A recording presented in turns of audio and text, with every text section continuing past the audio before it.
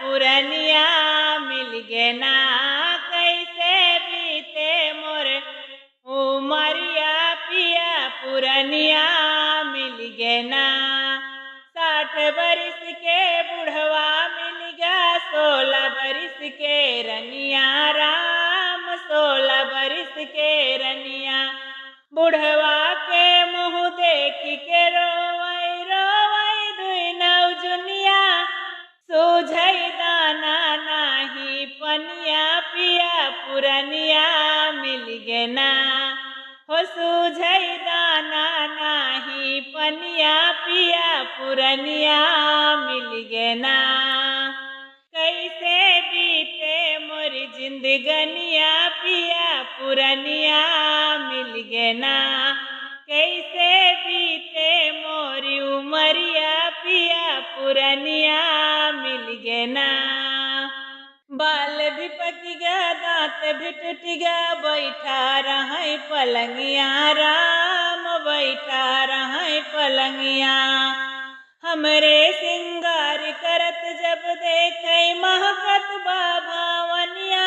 इनका लूटाना भावनिया पिया पुरनिया मिल गे ना। इनका लूटाना भावनिया पिया पुरनिया मिल गे ना। हो कैसे बीते मोरी उमरिया पिया पुरनिया मिल गे ना।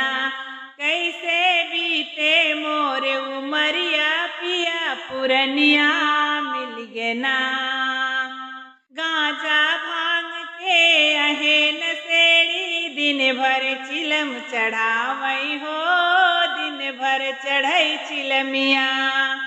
रतिया भर खटिया पे खोखई जैसे धरई मोनिया। कौनो सूझई ना जातनिया पिया पुरनिया मिल गे ना।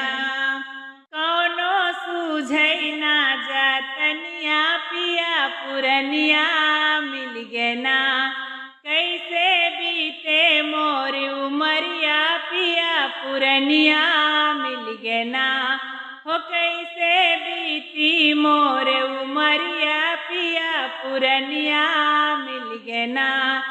काऊ कही हम माई बाप के बुढ़वा से कैले बियाह हो बुढ़वा से कैले बियाह।